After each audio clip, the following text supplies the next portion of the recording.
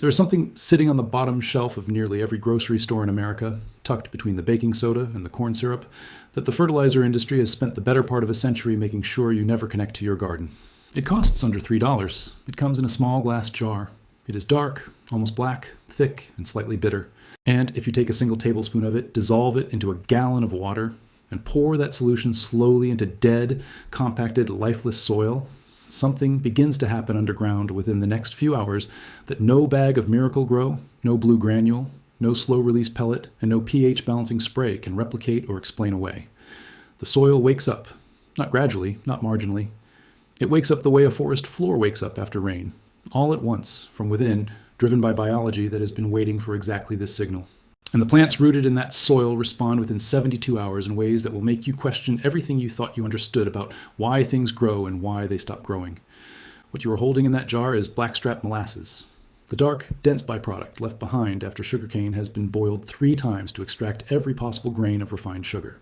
The food industry calls it waste.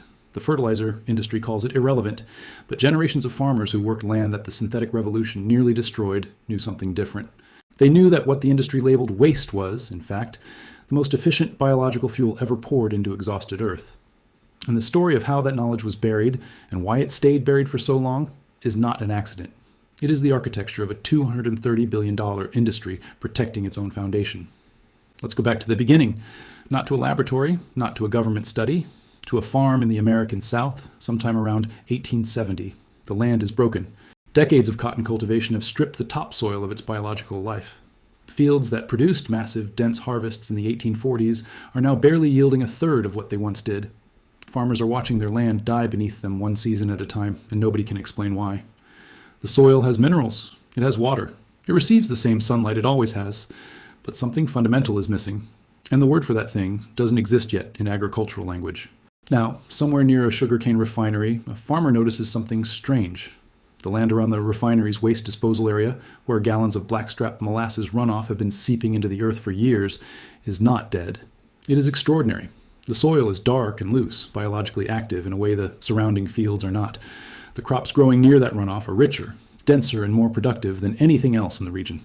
The farmer has no scientific framework to explain what he is observing. But he begins experimenting anyway, because that is what farmers do. He dilutes the molasses in water. He carries it in buckets to his worst fields. He saturates the soil around the roots of struggling plants. And within weeks, those fields begin to change. What that farmer stumbled onto, without a laboratory or a research grant or a peer-reviewed framework, was soil microbial activation. He had discovered empirically that the real engine of plant growth is not nitrogen. It is not phosphorus. It is not potassium. It is the invisible biological ecosystem living inside the soil itself. And that ecosystem had been starved to near extinction by decades of extractive farming. What he poured into the ground was not a fertilizer. It was food.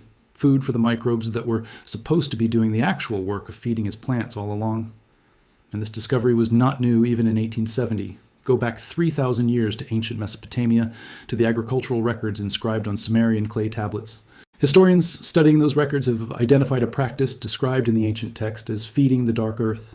Agricultural workers poured fermented fig and date residues directly onto planting fields before the growing season.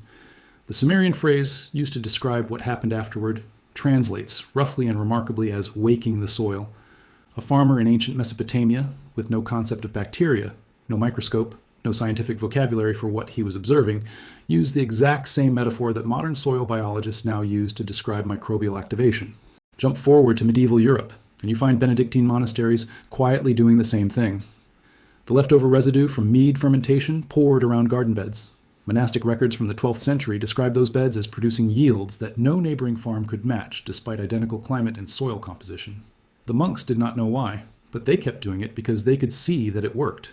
The scientific explanation for why it works only began to emerge clearly in the 20th century, and the clearest voice in that conversation belonged to a soil scientist named William Albrecht at the University of Missouri. In 1943, Albrecht published landmark research that identified a direct and measurable correlation between soil biological activity and the nutritional density of crops grown in that soil. His conclusion was direct and devastating for the synthetic fertilizer model that was just beginning its post-war expansion. Soil that lacks microbial life cannot transfer minerals to plant roots, regardless of how many synthetic nutrients you pour into it. The pipeline between the earth and the plant is broken. You can flood dead soil with nitrogen, and your plant will absorb a small fraction of what it could absorb in biologically active earth. Albrecht identified complex carbon compounds, including the type found in blackstrap molasses, as the primary fuel source for restarting that biological pipeline. He published his findings, and then, very quietly, his name began to disappear from mainstream agricultural conversation, just as the chemical fertilizer industry was writing checks large enough to reshape what American farmers were taught, what garden centers stocked, and what the word soil health was allowed to mean. Here is the mechanism. Here is why this actually works at the level of chemistry and biology, because once you understand it, you will see your garden completely differently.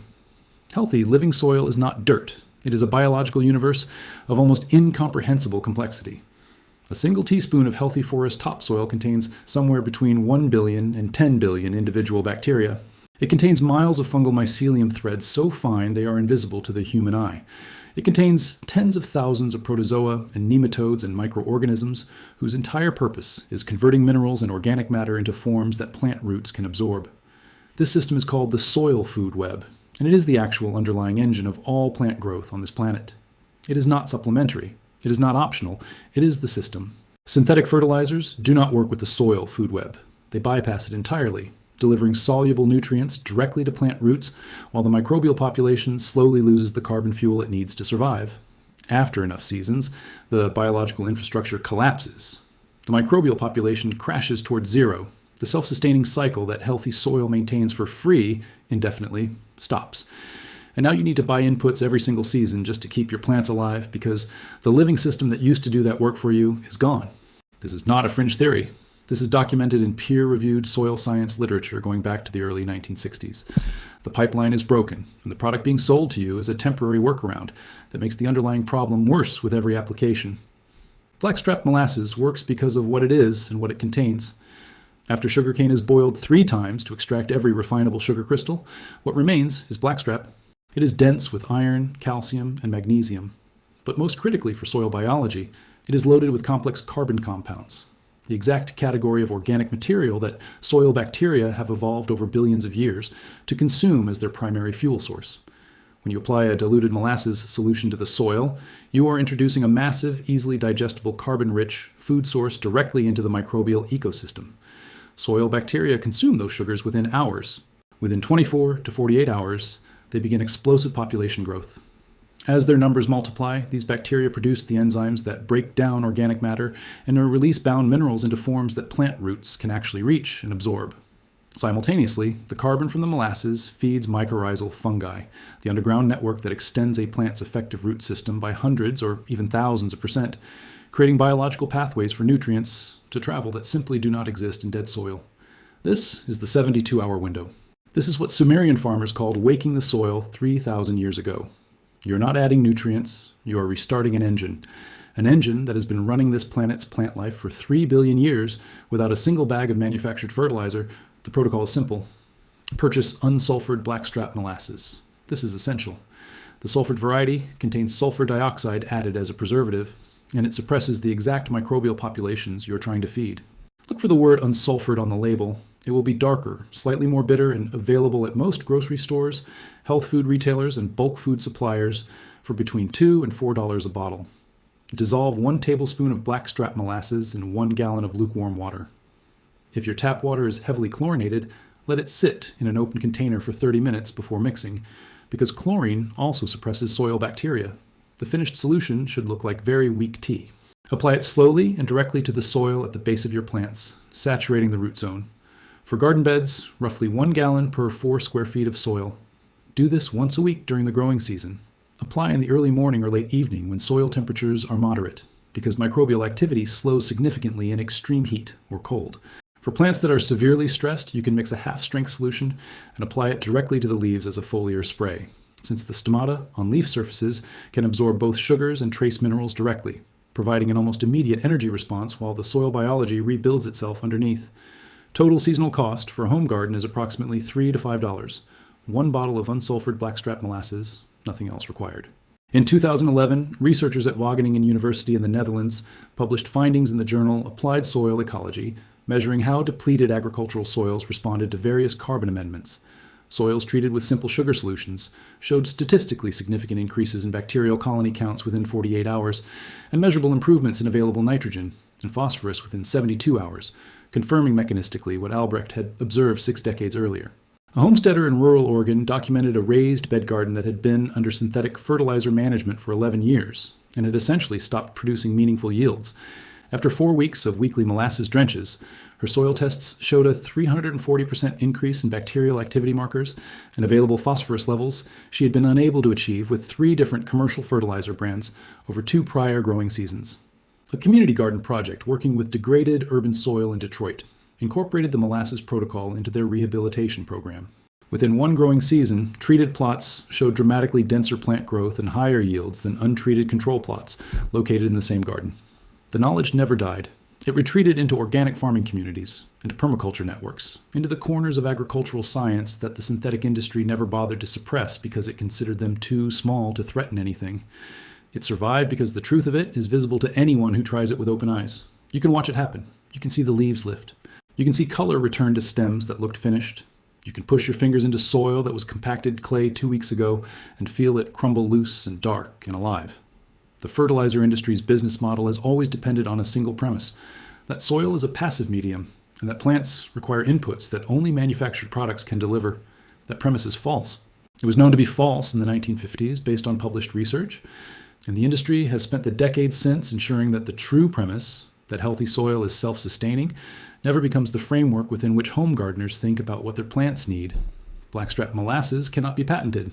There is no way to create brand dependency around a microbial feeding response. There is no Miracle Grow version, because there is no version that can be marked up and sold to you twice a season forever. The moment the average gardener understands how the soil food web actually functions, the entire synthetic input model starts to unravel. So the soil food web stays out of the mainstream conversation. William Albrecht stays obscure. The jar on the bottom grocery shelf stays disconnected from the garden in your backyard. But some knowledge does not disappear no matter how much economic pressure is applied to keeping it quiet. It goes underground, patient, waiting. The way dormant seeds wait in soil through a long winter for the conditions that signal them to crack open and reach upward. The farmer in the American South who carried buckets of diluted molasses to his dying fields in 1870 did not know he was confirming what a Sumerian agricultural worker had inscribed on a clay tablet 3,000 years before him. He did not know that a soil scientist named Albrecht would measure the same mechanism 70 years later, or that organic farmers in Oregon and community gardeners in Detroit would rediscover it again after that. He just knew what he could observe, that when you feed the invisible life living in the earth, the visible life growing above it responds, that the engine does not need to be replaced, it needs to be fed. $3, 1 tablespoon per gallon, once a week. That is the entire protocol for waking up soil that an industry worth hundreds of billions of dollars needs you to believe is permanently broken. If this kind of buried knowledge matters to you, if you want to keep finding what has been hidden in plain sight on the bottom shelves and in the margins of agricultural history, then subscribe to Secret Fix Vault right now. This is where we open the vaults they spent decades locking shut. The next one is already waiting.